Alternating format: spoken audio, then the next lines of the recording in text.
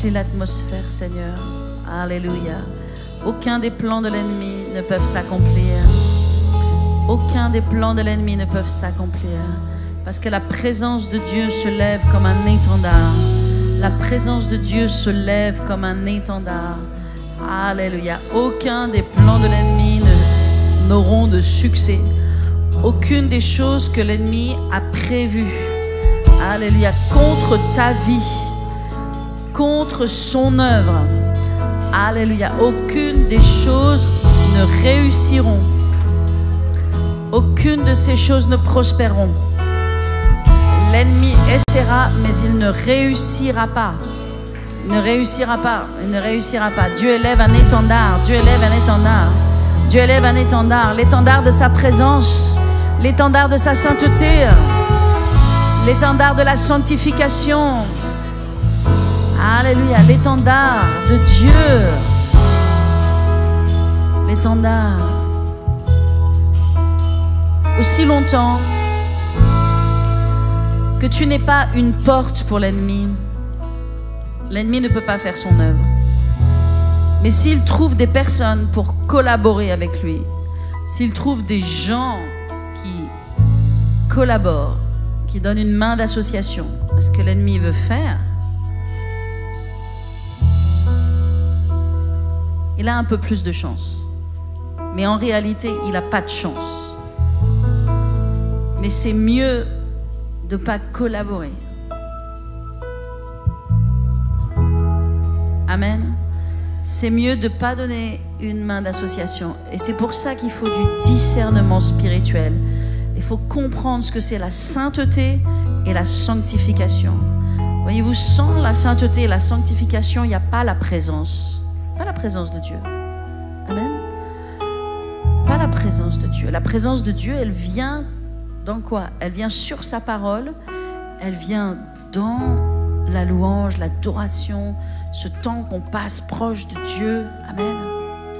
Alléluia. Et la présence de Dieu, elle vient parce qu'on se sanctifie pour l'éternel. Qu'est-ce que Dieu a dit à Josué? Il a dit: sanctifiez-vous, car demain, je ferai de grandes choses parmi vous. Sanctifiez-vous. Et tout le peuple a été circoncis, parce que tous ceux qui étaient dans le désert, les anciens avaient été circoncis sous Moïse, mais tous les nouveaux, tous ceux qui étaient nés dans le désert, n'avaient pas connu la circoncision. Mais quand il a fallu entrer dans la terre promise, alors là, il fallait la circoncision. Sauf que la circoncision, c'est pas juste la circoncision d'un bout de peau, c'est la circoncision du cœur. Et la circoncision du cœur, c'est l'obéissance à Dieu. Point barre. C'est l'obéissance et la soumission à Dieu. C'est la crainte de Dieu. C'est quand tu ne permets pas à ton pied de faire certaines choses. Quand la Bible dit tu retiens ton pied, mais tu retiens ton pied, mais aussi tu retiens ta bouche, mais aussi tu retiens ton cœur. Je parle à quelqu'un? Ah oui. Ah oui. Ben, ça s'appelle la sainteté. Amen. Et Dieu veut que son peuple soit saint et qu'il soit sanctifié, parce que c'est ce qui débloque les miracles. Il y a des choses qui bloquent l'exaucement des prières. Il y a des choses qui bloquent les miracles de Dieu. Puis il y a des choses qui les libèrent. Amen. C'est la crainte de Dieu qui libère. Alléluia. Amen. Amen, amen, amen. Gardez vos cœurs. La Bible dit: garde ton cœur plus que toute autre chose, car c'est de ton cœur que sortent toutes les sources de la vie. C'est ton cœur. Garde ton cœur. Amen. Que Dieu protège ton cœur, que Dieu protège nos cœurs. Et vous savez, quand l'ennemi veut vous attaquer, il attaque votre cœur. Amen. Il attaque votre cœur avec différentes choses, mais il attaque votre cœur. C'est une porte d'entrée de l'ennemi, votre cœur. Votre cœur est relié à vos pensées. Vos pensées, après, sont capturées par l'ennemi. Et après, pas seulement vos pensées, mais vos actes et vos actions. Gardez son cœur. Amen. Alléluia. Pas donner une main d'association. Alléluia. Thank you, Jesus. C'est important, la sainteté. C'est beau, la sainteté. La sainteté, c'est un ensemble de choses, vous savez. J'ai déjà prêché sur la sainteté. C'est pas juste le corps, c'est le corps et c'est le cœur et c'est tout notre être en fait qui est en communion avec Dieu, avec tout notre être qui est en accord avec Dieu, en accord avec la parole de Dieu. Ça s'appelle la sainteté. Amen. C'est dans la sainteté qu'il y a la puissance.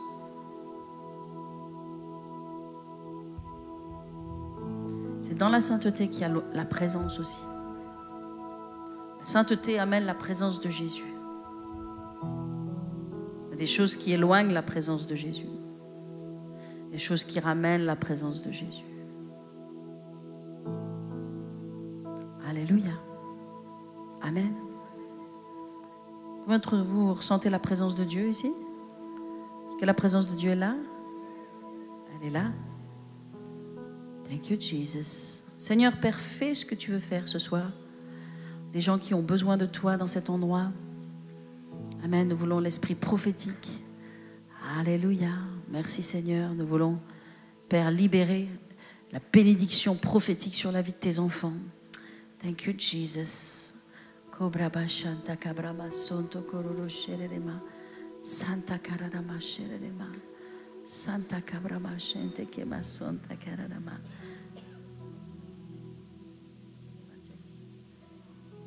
Korarama shanta kabrama, si tu as quelque chose. Santa kabrama shanta kabrama sonto kororo. Thank you, Father. Santa kashente kema sorarama. Alléluia. Gloire à Jésus. Amen. Merci Jésus. Alléluia. Je vais vous dire un mot à propos du Gadaréen. Amen. Peut-être vous pouvez vous reposer quelques instants. Merci Jésus. Amen.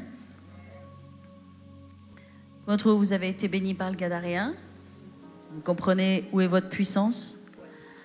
Vous savez, il y a une femme sur Internet, elle est assez exceptionnelle.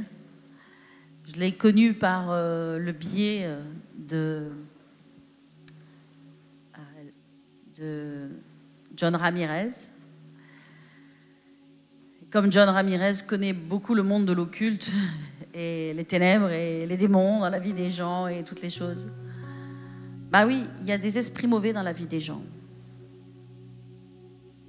Hélas. Parfois, il y a des gens qui gardent des choses en eux. Ils ne les exposent pas à la lumière du Saint-Esprit. Puis vous savez, le diable, il n'a pas tellement envie de s'exposer non plus à la lumière du Saint-Esprit. Donc il aime bien rester à l'intérieur des gens. Mais ça leur crée des problèmes. Parce que soit ils ont des offenses, soit ils ont des colères. C'est pas normal. Soit ils ont des, je sais pas, des choses dans leur vie, je sais pas quoi. Donc parfois l'ennemi se cache. Il y a des choses qui sont encore en nous et qui doivent partir. Il faut que le Saint-Esprit mène sa lumière. Et puis, il faut que les personnes elles acceptent un peu aussi que Dieu mette sa lumière. Donc, il y a une femme de Dieu. Vraiment, Dieu lui a donné un ministère waouh, magnifique. Et elle a une puissance de délivrance, vraiment une onction sur sa vie qui est merveilleuse. Et les gens sont libérés waouh, de façon extraordinaire. Et voyez-vous, elle n'a jamais besoin de crier. Elle n'a jamais besoin de crier. Amen. Elle prend juste autorité sur les démons. Amen. Et les démons partent. Et ça, c'est vraiment très puissant, son ministère. Et j'aime ce ministère-là. Et je pense qu'on n'a pas besoin de crier, on a besoin de la présence de Jésus. Parce que c'est la présence de Jésus qui chasse les ténèbres. C'est pas nous. Bien sûr, on se tient dans notre autorité, mais la présence de Jésus chasse les ténèbres. Alléluia. Amen. Gloire à Jésus. Dans l'histoire de ce Gadaréen, il y a quelques petites choses que je voulais vous dire encore, que je n'ai pas tout dit ce matin. Il y a deux choses que je voulais vous parler. La première chose, je voulais parler des cochons. Vous aimez les cochons ?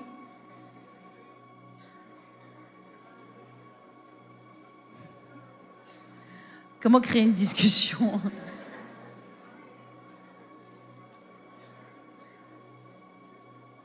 Écoutez, tout ce que Dieu a créé est merveilleux. Un cochon, vous pouvez comment ça s'appelle? Un animal domestique. Vous pouvez le domestiquer. Moi, j'ai eu un cochon. J'aime bien que ça vous fasse sourire. Il s'appelait Ronfleur. Et ronflait très fort. Vous savez pas tout de ma vie. Hein. Je peux encore vous surprendre. Hein. Dans notre famille, on avait un cochon et il s'appelait Ronfleur. Et il était vachement sympa, ce cochon. C'est pour ça que j'aime pas manger du cochon. Parce que les cochons sont nos amis. Ils sont sympas, les cochons. Et il s'appelait Ronfleur et on l'a gardé quelques années, on était enfants. Je pense que ma mère, elle aimait bien jouer à la fermière. On avait une grande maison et on avait des chevaux et des poules. C'était pas une ferme, hein, mais on n'était pas loin. Mais non, c'était pas une ferme. C'est une très très belle maison, mais ma mère s'amusait, voilà. La Jean-Jacques Rousseau un peu. et voilà. Et on avait un cochon, on a eu une chèvre aussi qui s'appelait Rose. On s'amusait bien avec notre chèvre Rose.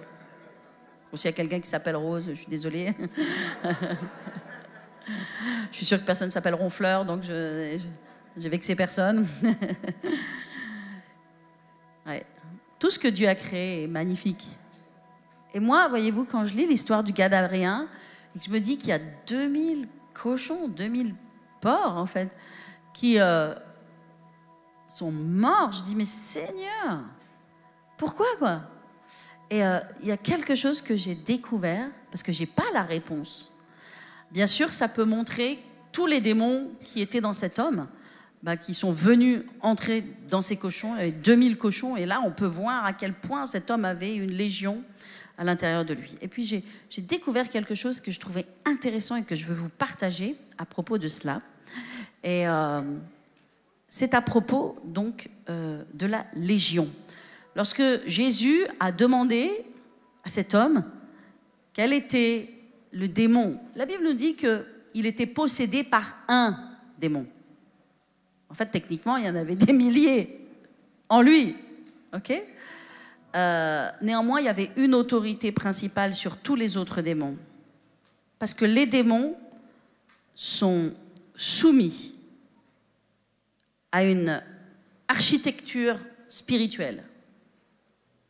Ils sont soumis.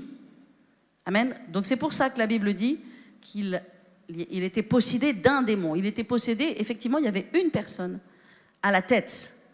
Et les autres sont soumis entre eux. Donc Jésus a atteint direct la tête.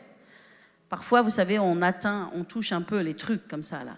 Mais en fait, pour que les gens soient vraiment délivrés, il faut que Dieu donne la révélation de qui est la tête.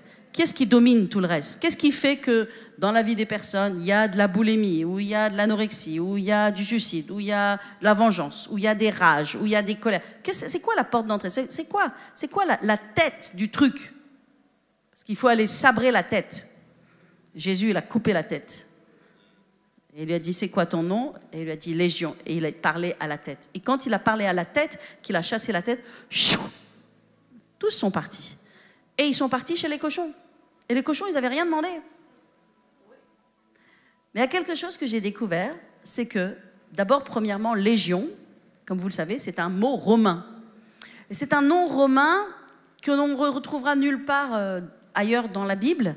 Il n'est pas parlé de Légion, on parle bien sûr de ceux qui étaient, je ne sais plus quel grade on les appelait, centurions, merci, on m'aide, merci.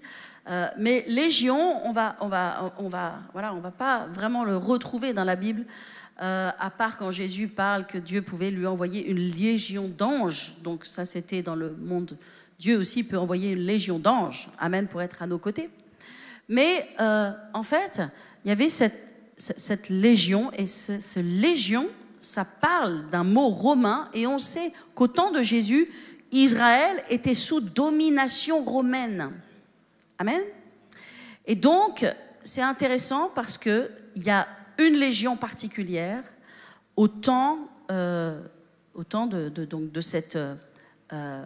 comment ça s'appelle Israël était sous domination, mais elle était contrôlée par... J'ai pas le bon mot, peu importe. Occupée. Je suis trop dans la présence de Dieu, j'arrive plus à trouver mes mots. Elle était sous l'occupation romaine, Et en fait, il y a une légion qui a un nom particulier qui s'appelle la Legio, c'est un nom italien, Legio Decima Fretensis. Okay? Cette légion, en fait, c'est une légion qui a existé et qui est arrivée donc après Jésus et qui a vraiment énormément contribué à la destruction d'Israël. Et vous vous rappelez que en 70, avec les armées de Titus, hein, du général Titus, c'est pas un général, c'est un quoi? Ah, c'est dur aujourd'hui. L'empereur, eh bien, il y a une destruction. Et en fait, j'ai eu une réponse que j'ai trouvée très intéressante, que c'était vraiment quelque chose de prophétique, parce que j'aimerais, si vous permettez bien sur les écrans, voilà, qu'on me mette l'emblème de cette légion qui est arrivée après Jésus en fait.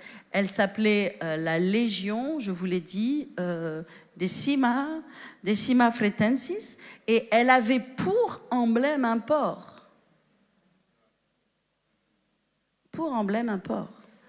Et je pense que la seule chose qui me permet d'imaginer pourquoi Jésus a permis la destruction de ces 2000 cochons qui n'avaient rien fait pour mériter cela, c'était comme pour montrer prophétiquement que ces armées, n'est-ce pas, qui allaient venir détruire, qui allaient être occupées par l'ennemi, allaient elles-mêmes être détruites et que le plan de l'ennemi n'allait pas pouvoir s'accomplir. Amen. Et je pense que c'est une belle image, c'est une image, je trouve que c'est... Sinon, je ne comprends pas la raison pour laquelle Dieu aurait permis. Et je pense qu'il a donné vraiment une image prophétique que cette armée de légionnaires qui allait détruire Israël, n'est-ce pas? Ils allaient eux-mêmes être détruits. Parce que ces cochons qui ont été finalement possédés de l'ennemi, qu'est-ce qui s'est passé? Ils se sont détruits eux-mêmes et ils sont morts. Et de la même façon, l'Empire romain, n'est-ce pas, qui est venu et qui a saccagé Jérusalem, le temple a été brûlé, pas une pierre, Jésus l'a prophétisé, il a dit pas une pierre, il ne restera pas pierre sur pierre du temple, et c'est ce qui s'est passé, il n'est pas resté pierre sur pierre, c'était 70 ans après Jésus-Christ, c'était sous l'empereur Titus, et cette légion-là, qui avait cet emblème-là, c'est elle qui a vraiment fait la destruction. Et je pense que Dieu nous parle là, que ce que l'ennemi fait en mal, Dieu le tourne pour notre bien. Et l'ennemi se détruit lui-même, et ses plans tombent, et ils échouent. Amen. Et nous sommes plus que vainqueurs en Jésus-Christ quand nous restons en Jésus-Christ. Bon, moi, je voulais vous partager ça. Une parenthèse comme ça. OK? Alléluia. Oh, merci pour vos applaudissements. Alléluia. Maintenant, je veux vous parler quelques instants à propos du cœur du Gadaréen. Parce que cet homme, et j'ai bien aimé parce qu'on parlait avec Louis et puis on parlait du Gadaréen, puis il a dit cet homme, il était bon. Et vous savez, les gens sont bons. Les gens ne sont pas mauvais, les gens sont bons. Mais parfois, ils ont des choses sur eux. Ils ont des trucs sur eux. Et ce Gadaréen, c'était un homme bon, mais en fait, il était un fou, il était un dangereux, il était un violent parce qu'il était habité par des ténèbres. L'ennemi l'avait réduit à ce qu'il était. Il était vraiment dans un état dramatique et l'ennemi l'avait réduit à cela. Mais à l'intérieur de lui, c'était un homme qui aimait Dieu, qui voulait Dieu.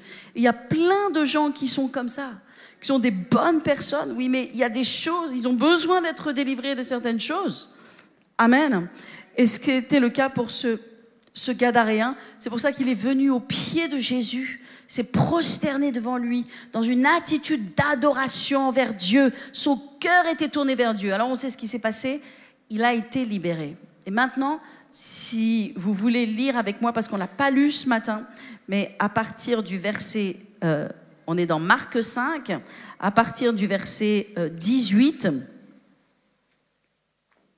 on va dire peut-être au verset 16, allez, au verset 15.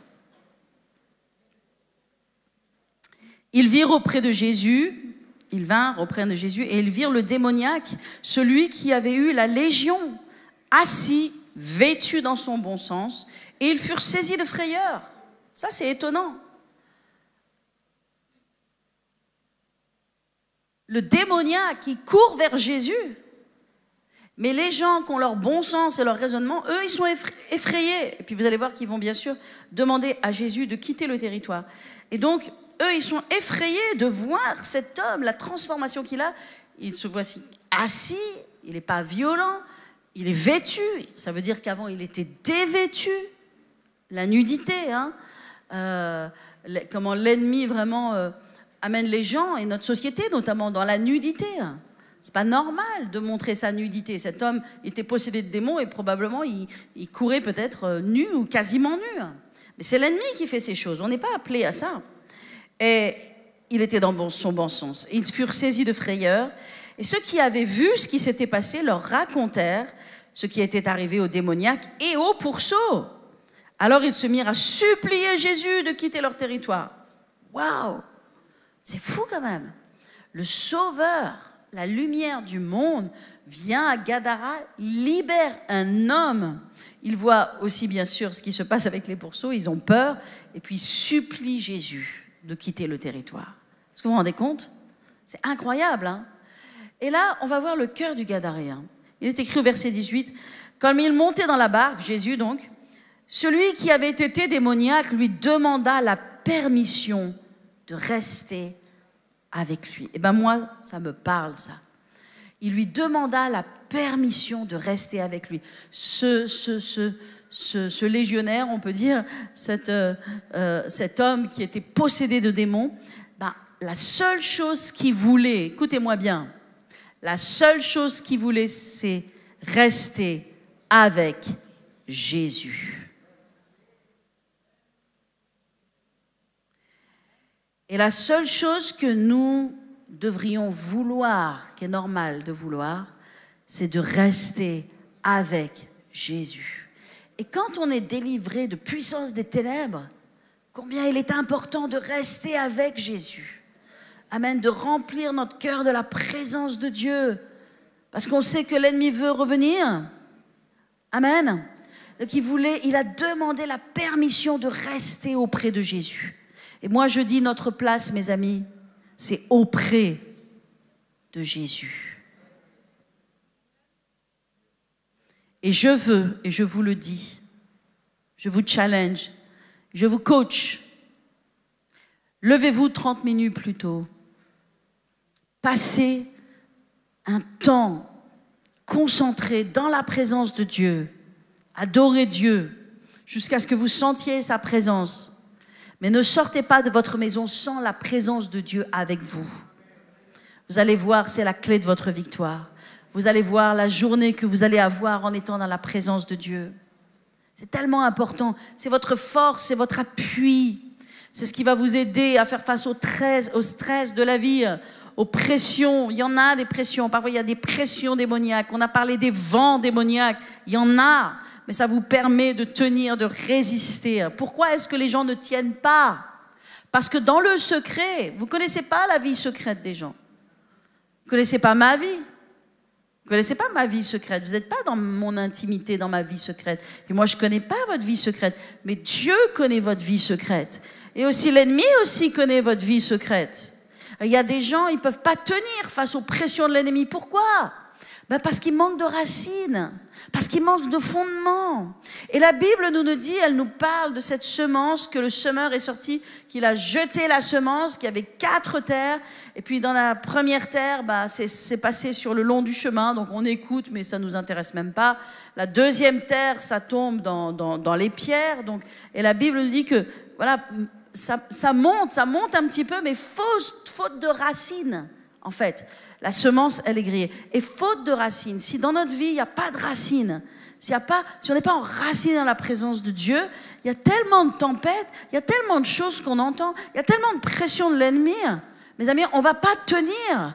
On va avoir un raisonnement qui va être faussé. On va se mettre à penser de la mauvaise façon parce qu'on n'est pas renouvelé, régénéré par la présence de Dieu. Je veux dire une chose. Quand vous êtes régénéré par la présence de Dieu, vous n'êtes pas dans la guerre. Vous ne faites pas la guerre. Quand vous êtes régénéré par la présence de Dieu, vous n'êtes pas dans les conflits, dans les divisions et dans les disputes. Parce que la présence de Dieu, en fait, elle vous empêche ça. Vous êtes protégé de ça. Il y a quelque chose autour de vous qui vous garde dans la paix, dans la sérénité, dans la pensée de Dieu. Vous n'êtes pas en guerre. Je dirais même que quand vous êtes dans la présence de Dieu, vous n'êtes pas offensable. Vous êtes imperméable aux offenses. Ça, c'est la présence de Dieu qui vous garde. Et je vais vous dire une chose, la présence de Dieu, c'est tous les jours qu'il faut aller la chercher. Parce qu'elle dure 24 heures. Et encore. Et parfois, il faut la renouveler si on en a besoin. Mais disons qu'elle dure 24 heures. Tout ce que Dieu nous donne, ça a une toute très très courte durée de vie. C'est pour ça, quand les Hébreux sont allés dans le désert, Dieu leur a dit, tous les jours, vous allez sortir de votre tente et vous allez chercher la manne. C'est-à-dire, tous les jours, vous allez sortir pour aller chercher le pain. Alors, il y en a qui se sont dit, ok, oh non, c'est bon, on ne va pas sortir tous les jours faire les courses. On ne va pas aller chercher, voir le marchand tous les jours. Oh, alors certains, ils ont rempli plusieurs sacs, plusieurs paniers, d'accord? Et ils étaient surpris le lendemain, ils se sont réveillés, et vous lisez ça dans l'Exode, bien sûr, et la manne, elle était pourrie. Pourquoi? Parce que la manne, elle dure 24 heures. La présence de Dieu, elle dure 24 heures. La parole que je te dis maintenant, elle dure 24 heures. Et techniquement, si tu n'es pas régénéré par la parole de Dieu, demain, il y a l'ennemi qui t'attend. Et les 24 heures de ce qui t'a été donné aujourd'hui, ça disparaît. Donc, tu as besoin d'aller tous les jours chez le marchand. Et le marchand, c'est Jésus. Tu vas chercher chez le marchand la présence et la parole. Tu as besoin de deux choses. Et ça, c'est non négociable dans la vie d'un enfant de Dieu. C'est non négociable. Les enfants de Dieu ne tiennent pas avec la pression des ténèbres s'ils ne vont pas tous les jours chez le marchand. Et c'est ce qui est écrit dans Apocalypse, quand Jésus parle aux 7 églises et il dit à toi, ce que j'ai contre toi, c'est que tu penses que tu vois, mais tu ne vois pas, tu es aveugle. Tu penses que tu es riche, mais en fait tu es pauvre. Tu penses que tu es habillé, mais en fait tu es nu. Va donc chez le marchand. Ce qui est écrit. Et je crois que c'est Apocalypse 3. Va donc chez le marchand. Amen. Et va acheter auprès de moi un collier pour tes yeux afin que tu vois. Un vêtement afin que tu sois revêtu. Amen. Et quoi d'autre? Et quoi? Et de l'or éprouvé de moi. Amen. Afin que tu sois riche. Et de l'or éprouvé. Vous savez ce que c'est l'or éprouvé? C'est ce qui est passé par le feu et qui tient la route. Ça passe par le feu de l'épreuve, mais ça reste debout. Et vous êtes appelés à passer parfois par des choses, mais à rester debout. Est-ce que je parle à quelqu'un ce soir? Je parle à quelqu'un? Amen. Les épreuves ne doivent pas te balayer. Amen. Les commérages ne doivent pas te balayer. Les choses que tu entends, les attitudes que tu vois, ça ne doit pas te balayer. Tu dois rester ferme, tu dois rester stable. Amen. Les tentations, les pressions, les oppressions, les choses qui existent, ça fait partie de la vie, hélas. Et parfois, il y a des saisons, ok. Et chacun dans notre vie, tous les uns les autres, on est exposé à ces choses. Ça ne doit pas te balayer. Mais la seule chose qui fait que ça ne te balaye pas, c'est que tu vas chez le marchand tous les jours. Et il avait raison, le Gadaréen. Parce qu'il a demandé la permission à Jésus. Il dit, permets que je reste avec toi, permets que je reste avec toi. Mais Jésus n'était pas appelé encore pour les nations païennes. Nous sommes les nations païennes. C'était les gentils. Il était à Gadara, il était dans le pays des païens. Et quand vous lisez la Bible, les évangiles plutôt, vous voyez que Jésus n'est pas allé dans les nations païennes. Mais il a fait deux exceptions. La femme syrophénicienne, merci, et le Gadaréen. D'accord? Mais après, il est revenu dans son appel. Il est revenu à Israël. Il a juste semé les semences du salut, semé les semences. Quelques semences. Et il savait après qu'allaient venir les actes des apôtres, bien sûr, le Saint-Esprit qui allait descendre. Et là, maintenant, le Saint-Esprit, la puissance de Dieu, allait atteindre, 3 ans et demi plus tard, amen, allait atteindre les nations du monde. Et là, on a tous été atteints. Donc, c'était des exceptions dans lesquelles Jésus a semé les semences. Mais il a dit, c'est terrible, il a dit aux Gadaréens, non, tu ne viens pas avec moi, tu peux pas physiquement venir avec moi, mais je vais te dire ce que tu vas faire. Alléluia. Donc, on va le lire ensemble.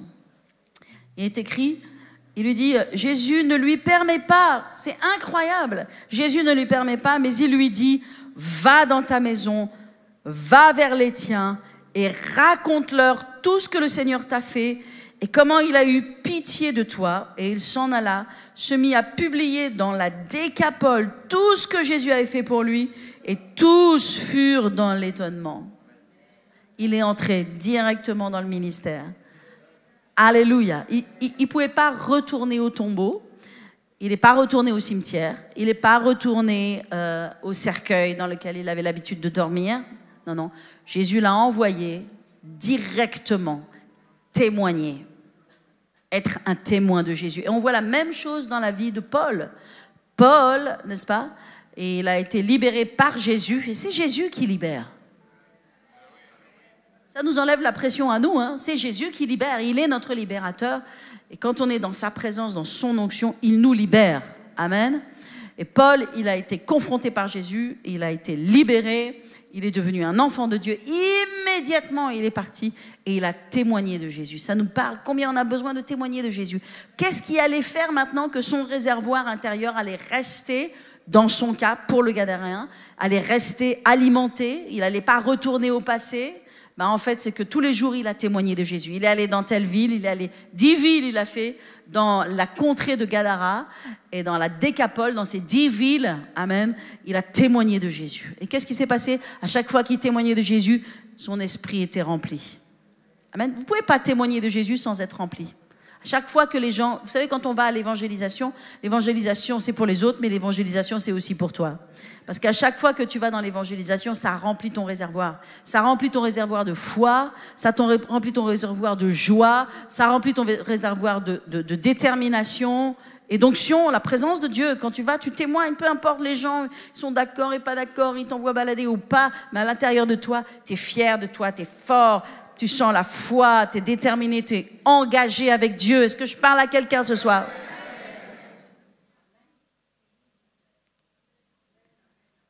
Le cœur du Gadaréen, c'était de rester avec Jésus. Notre cœur doit être de rester avec Jésus. Nous ne sommes pas appelés à chercher ses mains, nous sommes appelés à chercher sa face. Vous savez, parfois, quand on est... C'est quelque chose que... Oui, c'est important de se souvenir. Parfois, vous savez, quand on devient chrétien et qu'on sert Dieu depuis longtemps, on peut devenir un chrétien professionnel. Tu es un chrétien professionnel de ce que tu as l'habitude de faire. Donc tu peux devenir un chrétien professionnel de la chose que tu fais pour Dieu, quelle que soit la chose. Donc tu deviens professionnel. Et tu es tellement attaché à ce que tu fais que tu oublies d'être attaché à Jésus.